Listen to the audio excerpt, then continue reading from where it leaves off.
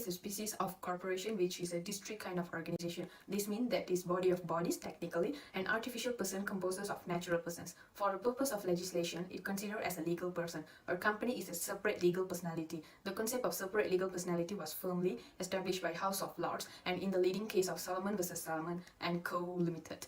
The director of a company is not liable personally for the acts of the company. The director is the main organ of the company and the company is a legal person. So, a legal person must act through a natural person. Next, lifting the corporate veil. Lifting of corporate veil means disregarding the corporate personality and looking behind the real person who are in the control of the company. In other words, where a fraudulent and dishonorable use is made of the legal entity, the individual concerned will not be allowed to take shelter behind the corporate personality. By incorporation, a veil is drawn between the company and its members. The company and members are different persons. The court will look behind the corporate entity and take action as if the company is not separated from the members. The court will make the company, directors or managers liable for debts or obligations. Now we move on to the circumstances where the corporate veil is lifted. There are many circumstances that would enable the corporate veil to be lifted pursuant to the 1965 Act and under the common law to make directors personally liable. So, among the instances when the corporate veil is lifted are a reduction member of below statutory minimum, an offence relating to financial assistance to purchase shares, directors issue shares, a wrongful and fraudulent trading where a company is incorporated or used to evade a statutory, legal, equitable, or contractual obligations owned by the company to any party, and occurrence of fraud or improper purpose.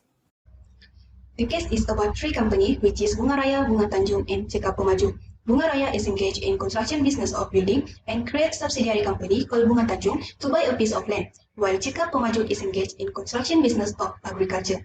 Bunga Tanjung helped Bunga Raya to buy a piece of agriculture land for building construction with capital borrowed from Bunga Raya. However, conversion of that land for construction is not approved, and then Bunga Tanjung sell it to Cekap Pemaju. Before the sale is completed, Bunga Tanjung transfer ownership to Bunga Raya and claim the contract with Cekap Pemaju is no longer valid. Bunga Tanjung successfully convert the category of land.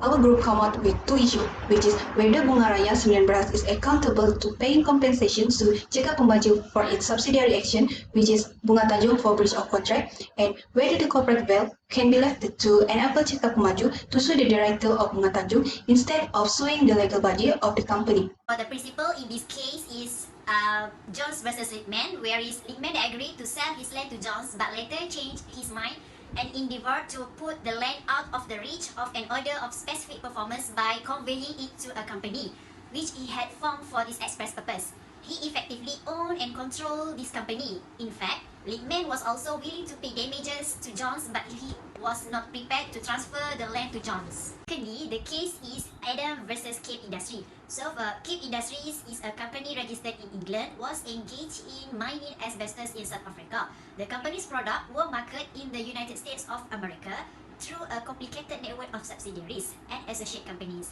In a series of class action, a number of factory workers who had contract disease after inhaling asbestos thus managed to secure judgment in an American court against Cape. However, the litigants were subsequently unsuccessful in enforcing the judgment against Cape in the English court. The Court of Appeal held that an English trading company would only be treated as having been present and a possible a party of an action abroad if it had established a fixed place of a business there at its own cost and either it or its representative had carried on business there for more than a minimal time. Solomon transferred his business of boatmaking, initially run as a sole proprietorship, to a company whereas Solomon Limited incorporated with members comprising of himself and his family. The price for such transfer was paid to Solomon by way of shares and debenture, having a floating charge on the asset of the company. Later, when the company's business failed and it went into liquidation, Solomon's right of recovery against the debenture stood prior to the claims of unsecured creditor, who would thus have recovered nothing from the liquidation proceeds. In the issue number 1, due to the doctrine of separate corporate legal personality, a parent company can also incorporate another subsidiary companies which also has a separate corporate personality. Therefore, Bunga Raya and Bunga Tanjung are separate legal entities even though they are in the same corporate group, where Bunga Raya is the parent of Bunga Tanjung.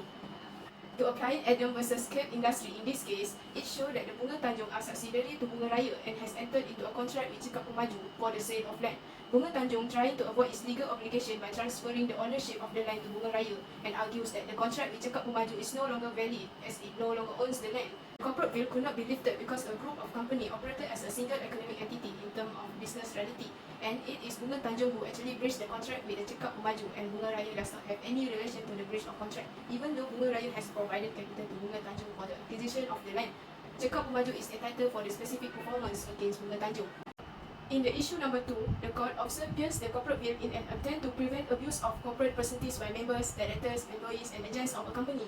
Therefore, the court can be lifted the corporate bill to Bunga Tanjung by applying the principle known as piercing the corporate bill when it fell to fraudulent cases. Show that the corporate bill to Bunga Tanjung can be lifted when the corporate facility has been used as a device to cover fraud and used as an agent or alter ego. Now, I'm going to present about the conclusion to our problematic questions. Earlier on, our group has come up with 2 issues for these problematic questions. Therefore, I'm going to present a conclusion for each of the issue that we have provided. For the first issue of whether Bunga Raya and Bunga Tanjung, which is in the same corporate group, is a separate legal entity, and therefore Bunga Raya don't have to carry the responsibility of paying compensation to Cekap Pemaju because of the breach of contract by Bunga Tanjung. Our group has come up with the conclusion that Bunga Raya is not liable to pay any compensation to Cekap Pemaju as it does not have any connotation to the breach of contract by Bunga Tanjung. This is because Bunga Raya did not use the corporate form, which is the Bunga Tanjung, as a facade concealing the liability for the breach of the contract with Cekap Pemaju. Also, Bunga Tanjung was not merely an agency making contract for Bunga Raya. As for issue 2 of whether the corporate veil can be lifted to enable Cekap Pemaju to sue the directors of Bunga Tanjung instead of suing the legal body of the company only or not, the conclusion for this issue is that the corporate veil of incorporation can be lifted and make the directors of Bunga Tanjung to be liable for the defraud act done by them because of there is intention to defraud and there is allegation of fraud being engineered through alter ego company, which is the Bunga Tanjung company. That is all from our group. Thank you.